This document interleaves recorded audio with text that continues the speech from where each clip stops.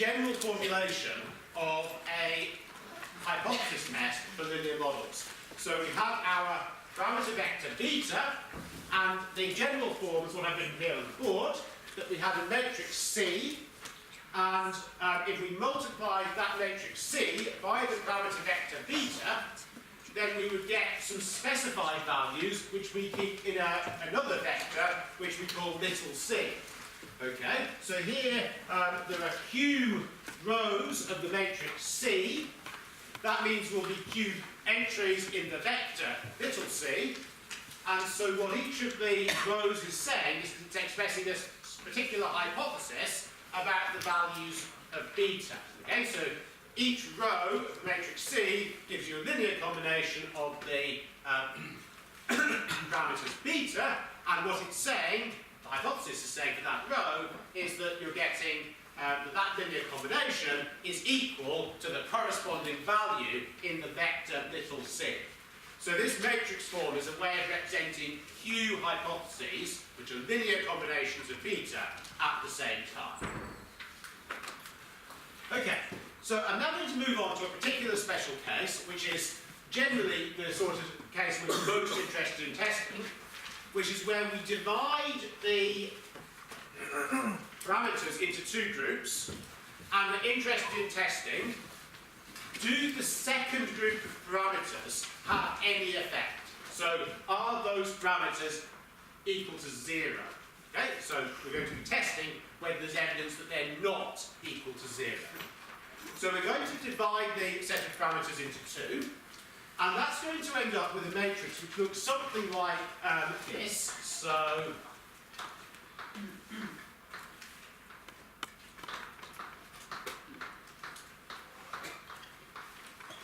it starts off with some columns of zeros, and then it has a copy of the identity matrix on the right. Okay? So our linear hypothesis, if we multiply this matrix by a vector beta 0, beta 1, beta 2, beta 3, beta 4, the first row is going to say that beta 2 is equal to, we're going to say 0. In fact, C is always going to be 0 now in this section, so the right-hand side is always going to be 0. So this one will give us that beta 2 equals 0, this one will give us that beta 3 equals 0, and this one will give us that beta 4 equals 0. So this style of matrix, with zeros on the left and then a copy of the identity matrix, the hypothesis that we're going to express is that every parameter after a particular point in our list of parameters is equal to 0. Okay, so C here we're going to specify as 0. Okay, so this is a specific type of hypothesis which we're often particularly interested in, because it's saying, do the observations, the parts of the observation, after a particular point in our list of variables, do those regressive variables have any effect or not? That's what we're trying to test. Okay, so we also divide the lot of parameters into two groups. Okay, so here beta, our original vector of parameters, has been split into two. Beta 1, which is the set of parameters we're not testing whether they're equal to 0, and beta 2, which is the set of parameters which we are testing whether they're equal to 0. Okay, so in the example that I drew over there, beta 1 will be the first two parameters. This is a bold beta 1, so it's a vector beta 1, and it will consist of the ordinary scalar beta 0 and beta 1, and then beta 2 would be the parameters after that point, so it would be the third, fourth, and fifth parameters in our vector. Okay, so if we do that, then if we do the matrix multiplication, then C times our original parameter vector beta gives us our beta 2. So in the example, it's just going to pick out the third, fourth, and fifth terms of beta. And our null hypothesis is simply going to be that beta 2 is equal to 0. Okay, so the null hypothesis is saying that the last q regressor variables have no effect. So we're interested in dividing the parameters in the regressor variables into two groups, and we're saying, do the second group actually have any effect at all? The null hypothesis will be that they don't. Okay, just one point here. Sometimes you might have a group of parameters, so a group of regressor variables, and you're interested in testing whether they have an effect or not. But in the order that you've put them in, they're not the last queue. This doesn't matter very much, because the order of the regressor variables, the order of the columns in the design matrix, and the order of the beta variables in the vector beta, this is arbitrary. We could get the same model by shuffling the columns of the design matrix, and, of course, in the same way, the beta parameters in the vector beta. Okay? So we could change the order of our regressor variables if we want to. So the fact that it has to be the last queue that we're testing to write the vector, the matrix C in this form, is not a restriction on what we can do by this method. Okay. So this is obviously a special case of the theory that I talked about last Friday. But because it's actually the commonest sort of thing that we want to be doing, it has some special notation, and it has special commands in R that can do things like that, and of course in other software packages as well. Okay, so one aspect of this special notation is what's called an analysis of variance table. And the phrase analysis of variance is generally shortened to ANOVA. So the abbreviation ANOVA stands for analysis of variance whenever you see it. Okay, so the table looks like this. So it has columns for sources of variation, sums of squares, abbreviated to SS, degrees of freedom, abbreviated to DF, MS, which stands for mean square, and MSR, which stands for mean square ratio. Okay, so we've already seen the residual sum of squares, SR. If we have P parameters, there are n minus P degrees of freedom, which is the n minus P that we've seen several times when setting up tests, associated with that SR. So that corresponds to the S squared and the n minus R, and we know that the estimate of the variance we get from the residual sum of squares is sigma hat squared, which we've had the formula for before. Okay? And this is derived by taking SR and dividing it by n minus P. Okay, so that's what we get if we have the full model, so we're allowing all the beta terms to vary freely. But we could, of course, run the linear model with those later terms assumed to be 0.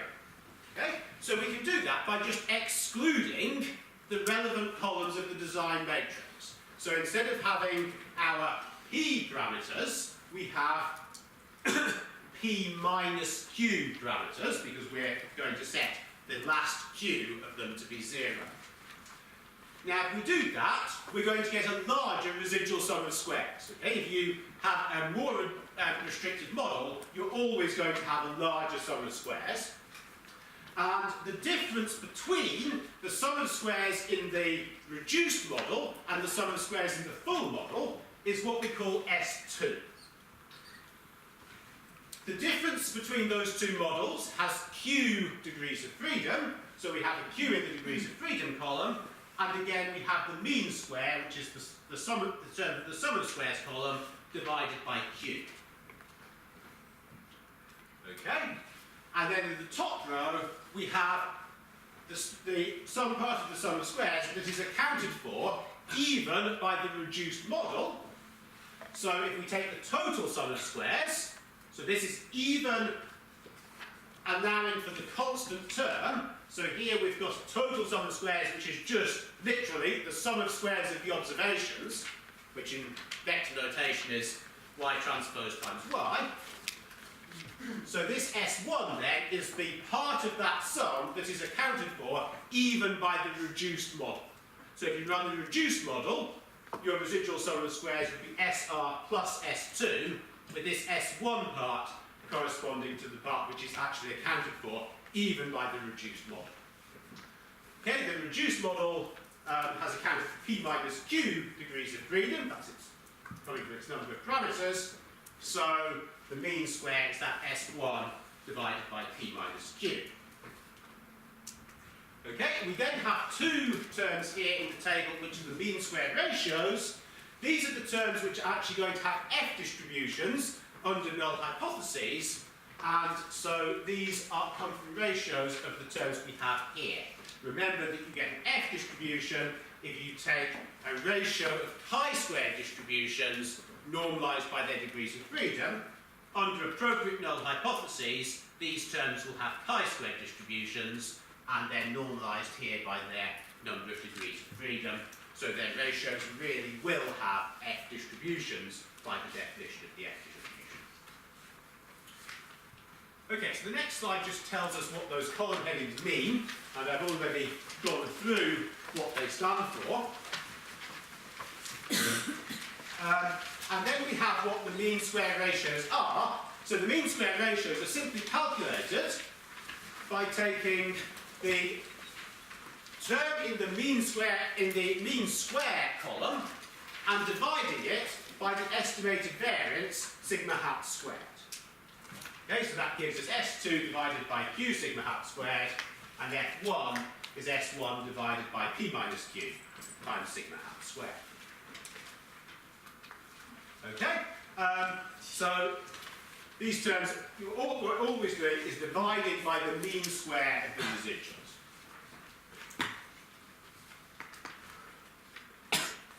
Okay, so the F2 there is actually the same F statistic that we've already defined for the general model. When we consider this special case of the big C and let little c equal to 0, that F2 is what the F statistic from the general model turns into. Okay? So F2 is actually just exactly the same test statistic that we had before. And under the null hypothesis, so the null hypothesis is that the last Q terms in our parameter vector are 0. Under that null hypothesis, it has an F distribution with parameters Q and N minus P. So if we want to do an alpha percent significance test, then we reject the null hypothesis if that statistic F2 is bigger than the appropriate alpha quantile of the F distribution. Okay. Now, there then can be a second test which uses that F1 test statistic. Now, you won't always want to do this. It's something which sometimes comes up. We might want to test whether, in fact, the first lot of parameters could also be 0. Okay, so in fact, the earlier columns of the design matrix also didn't give you any information. Okay, so in that case, beta 1, which was the sub-vector corresponding to the first P minus Q parameters, that would also be 0. And we would do that test under the assumption that the later parameters were 0 as well. Okay, so actually what we're doing is assuming that the whole parameter vector beta is 0, meaning that all the information in the design matrix gives us no information about the observations. Okay, so in that case, F1 has an F distribution, and it has the first parameter is P minus Q, and the second parameter is N minus P. Okay, so you'll see an example of this in a bit, so I'll show you some of our output, and I'll show you how R produces analysis of variance tables, so we'll see some examples as we go through, hopefully today's lecture. Okay, so there's a a standard traditional procedure of analysis of variance, which starts off by saying, well, first question is, so we've divided the set of parameters into two, the later ones and the earlier ones. So our first question is, are the later ones all 0? So we test that using the F2 test statistic. Okay. Now, this test may reject the null hypothesis, in which case the later parameter values are going to be assumed to not be all 0.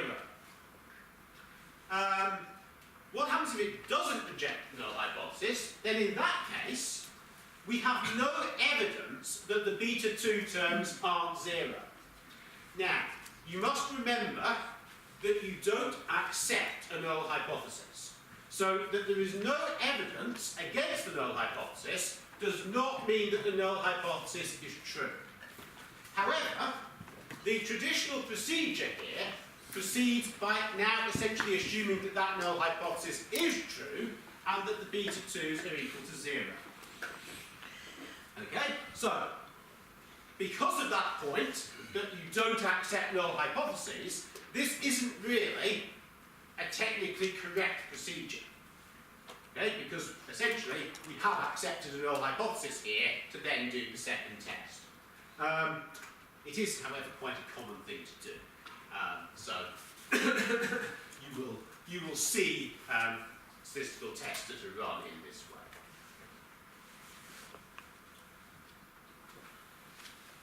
Okay. There's a special case of this, what I've just been talking about. So this was already a special case of the general formalism over here, where the question that we're really interested in is we've got a constant term in our model, so a column of 1s in the design matrix, and then we have some other columns of the design matrix which correspond to our explanatory variables. And our question is, do any of the explanatory variables tell us anything? Now, I said this last Friday, in fact, that if we take the case where we don't have these columns of zeros at all, so we just have an identity matrix, then our identity matrix put into that framework would amount to the hypotheses that beta 0 equals 0, in the first row, beta 1 equals 0, beta 2 equals 0, and so on. So it would amount to the hypothesis that every parameter was equal to 0. Okay?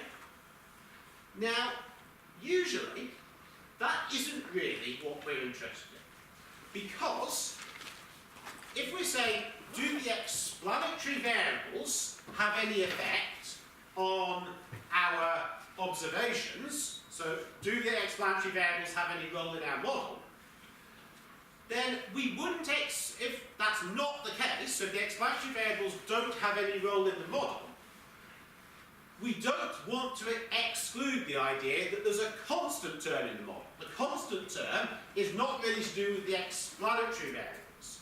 We fit it in the mathematical framework of a hypothesis test as corresponding to a column of 1s in the design matrix, so it corresponds to a regressor variable, which is 1 for every observation, but it doesn't really correspond to part of the explanatory variables.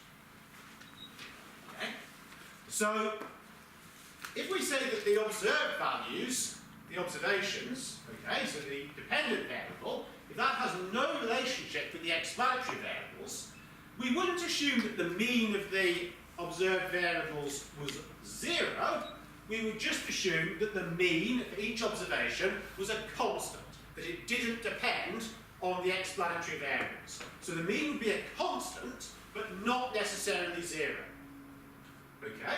So if we want to test that hypothesis, that the explanatory variables have no effect, what we actually want is not to worry about the first entry, beta 0, in our parameter vector, but just to have the remaining ones. So our C would have a column of zeros, and then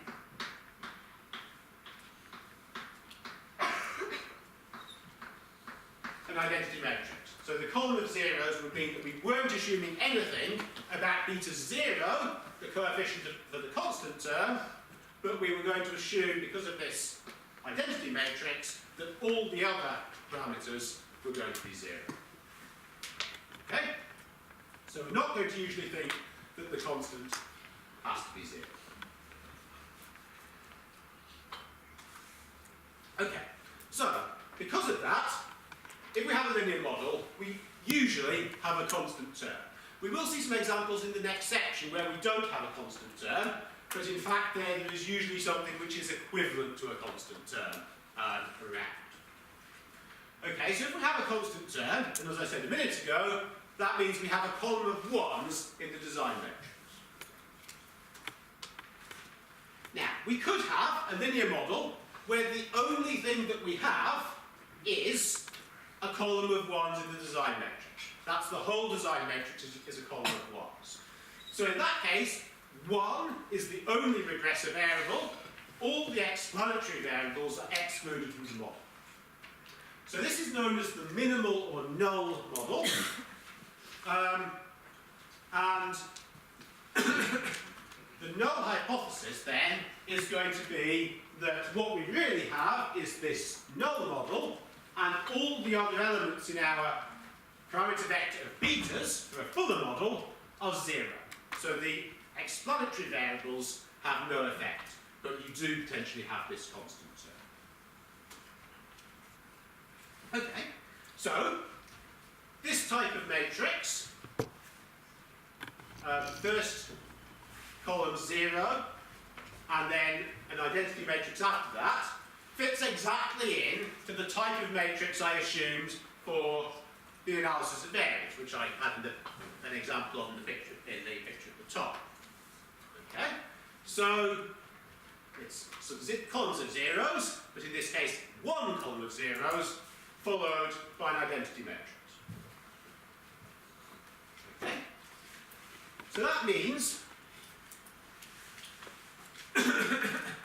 that we're just interested in segregating the first variable in our parameter vector. So the bold beta 1, which was the set of parameters we weren't starting off testing whether they were 0, that is just going to be the first entry in the parameter vector, beta 0. Okay?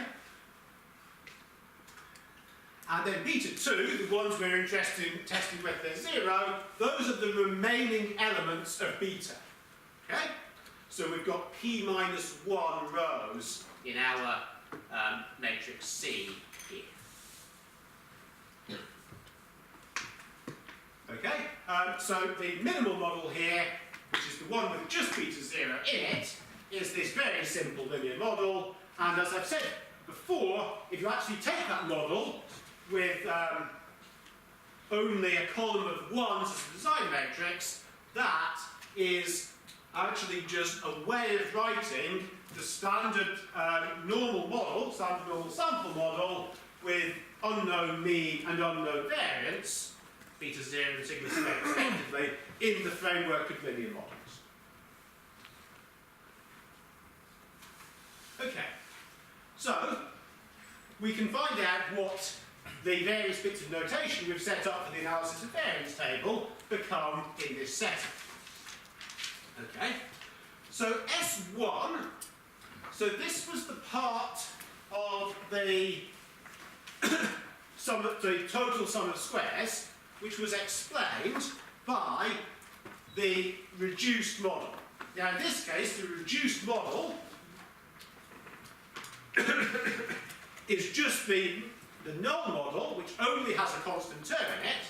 So the part of the sum of squares which is explained by that model is simply the square of the mean of the observations, y bar squared, multiplied by n because we have n observations.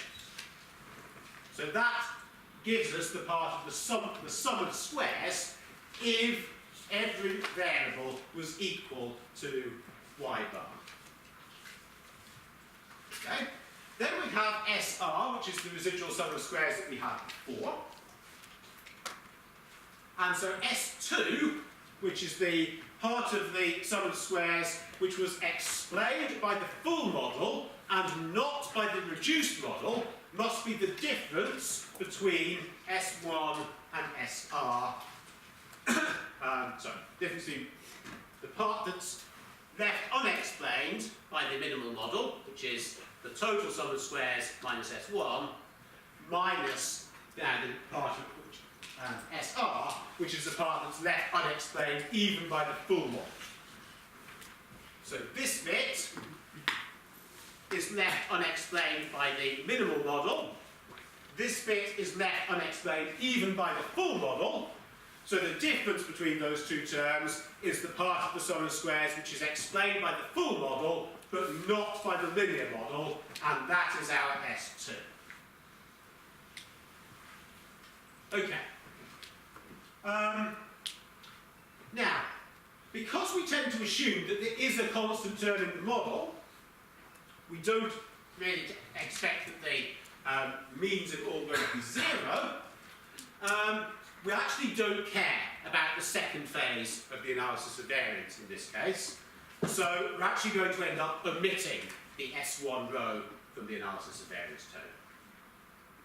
Okay? We're only going to do the test which corresponds with the previous notation to F2, not the F1 as well. So we only do the first stage test. Okay? And to do that, the convention is to adjust everything so that the total sum of squares is actually going to be the y transpose y, which is what it would have been, minus S1. So we just assume that we're going to have that minimal, at least that minimal model, and then we reduce the number of degrees of freedom by 1, so to p minus 1 is the total number of degrees of freedom, because we're not actually interested in testing when we get rid of that last one. Okay, so here's an analysis of variance that you get if you look like that, if you do that. So it's the same as what we had before, except that the S1 row has disappeared, and the sums we get at the bottom don't include the things that we would have had in that row. So the total sum of squares, rather than being y transpose y, as it was in the previous analysis of variance table, we've now got this SYY, which is the residual sum of squares from the minimal model. Okay? And then the n minus 1 here is now the number of degrees of freedom. So we've subtracted, again, 1 from the number of degrees of freedom to take account of the fact that we're not going to be interested in testing whether that last variable is 0 or not. Okay, the F here is the mean squared ratio, which is what we previously called F2.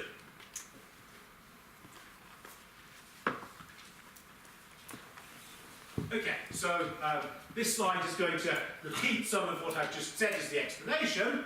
Okay, so the total sum of squares, instead of what we had before, which really was the total sum of squares, y transpose y, we now adjust it by saying it's what the residual sum of squares would have been with just the minimal model, which, as I said, is SY.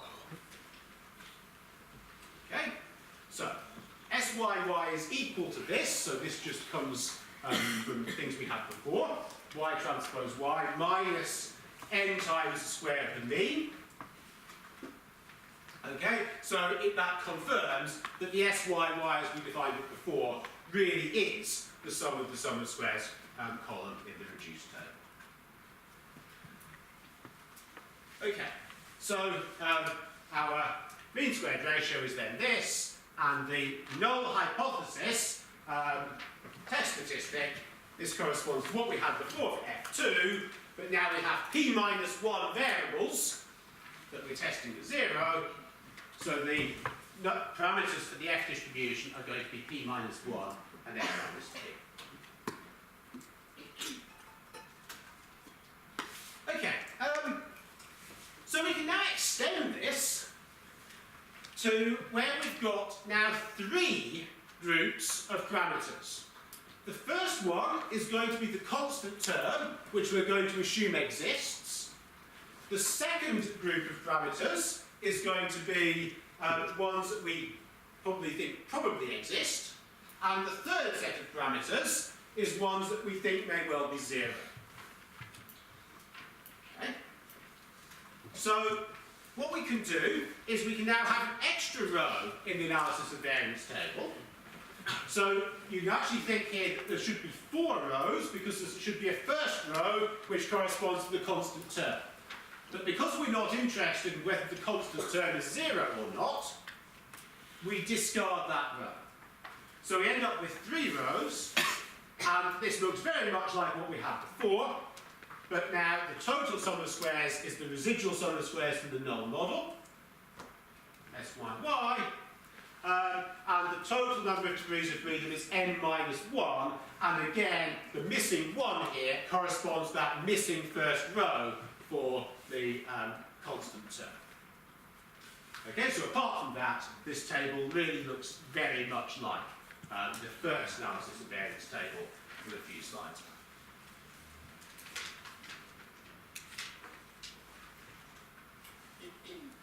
back. Okay.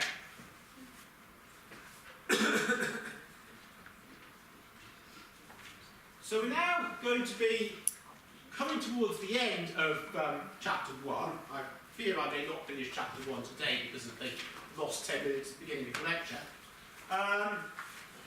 So let's think about the idea of model selection. So there is going to be quite a bit on model selection in this course, but if we're most interested in nested models, then we can test nested models using the technology that we've set up with analysis of variance. So what do we mean by a nested model? We mean we have 2 models, and one of them is a special case of the other. So we could have 2 models here. So the first one is a straightforward linear model, so standard linear regression. Yi is beta 0 plus beta 1 xi. And then we have a quadratic model. So we've seen both these models fitted to the tractor data, for example. So here we have the original simple linear regression, and we have a quadratic regression. Now, if beta 2 is set to be 0, the simple linear model here is a special case of the quadratic model. So you can see that the linear model is the quadratic model with beta 2 being equal to 0. Okay? So what we want to know is, can we reject the null hypothesis that beta 2 is equal to 0? And we're going to do this by f-tests. So the question is, when we add in the beta 2, that is going to decrease the residual sum of squares. Remember, the fit always gets better when you add extra variables, so the residual sum of squares will decrease when you add in beta 2 into the model. The question is, does it decrease by enough to think that you really need that beta 2 in the model? And the f-tests are going to provide a way of doing that in the situation where we have nested models. Okay? Nested models mean that one model can be thought of as a special case of the other one by setting some of the parameters equal to 0. Okay, so just some notation which is going to fit in with the analysis of variance we had before. So n is the number of observations, so that's number of rows of the design matrix. P with the subscript f is the number of parameters in the full model. Oops. PR is the number of parameters in the reduced model. And now we have the residual sum of squares in the full model and the residual sum of squares in the reduced model. So those have RSS with F and R as their suffixes to show us full and reduced. Okay, so the F test that we've been looking at before, right please, reduces, when we do this, to the difference of sum of squares between the reduced model and the full model, divided by the difference in the number of parameters between those two models. So that's the mean sum of squares term for the difference between the two models, and then we divide it by the mean sum of squares for the full model, which is the RSSF divided by the number of degrees of freedom there, which is n minus pf. Okay, and under our theory, this has this f distribution again, with parameters, the difference between the numbers of parameters between the two models, and the second parameter being n minus the number of parameters in the full model. Okay, so this all comes from the theory we've already set up. And there's a command in R, which, unsurprisingly, is ANOVA, which gives output, which does these tests. Okay, so let's do this for our tractor data set.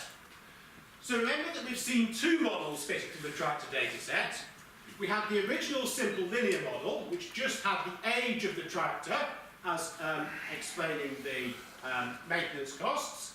And then we also had a quadratic model, which we've seen the output for a couple of times, which had an extra term with the square of the age also being a regressive variable. So this allows for some sort of curve in the relationship between maintenance costs and age. I mean, obviously, it only allows a quadratic type of curve, but a lot of curves will look like a quadratic in a particular region, so it's a bit more flexible than it sounds just thinking of it as a quadratic. Okay, so we can get our information using that ANOVA command. So here's what we get. So we get an analysis of variance table produced by R, and this looks like an R output version of the sort of tables that we've already seen. Okay, so we can see residual sum of squares, degrees of freedom, an F statistic, which note is rather close to 0 in this example, which suggests that the improvement from adding the extra term in the model is pretty small.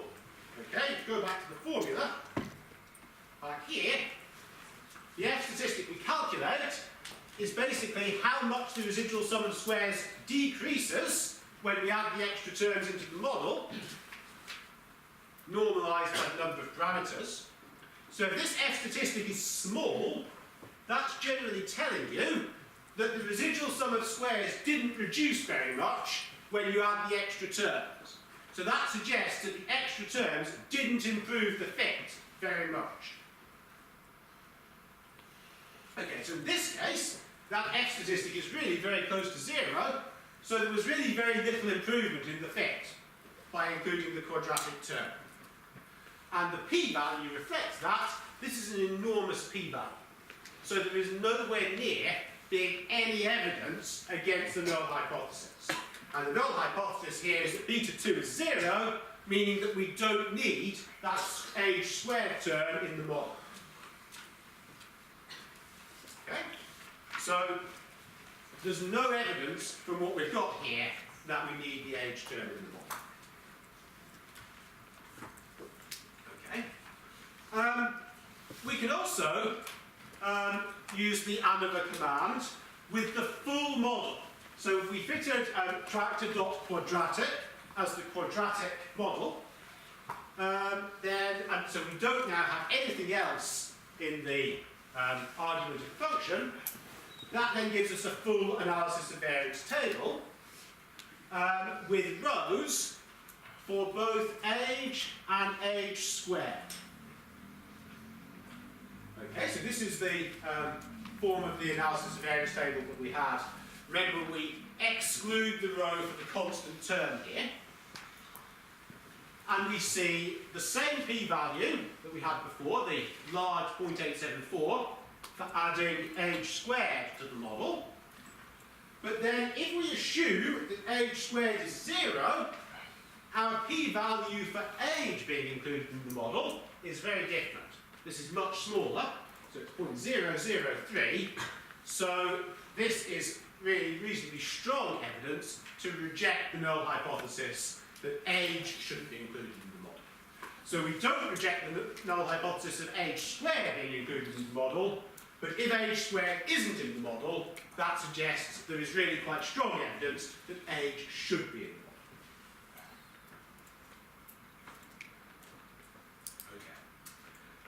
So this is a version of the same table, but taken out of R output form. So I don't really have anything to add on that slide. So p-value is high for the inclusion of age squared. But if age squared does not have any effect, so beta squared is 0, the other test is, in that case, does beta 1? Should beta 1 be 0? And p is pretty small here, so we do have pretty good evidence there that we should reject the hypothesis that beta 1 is 0.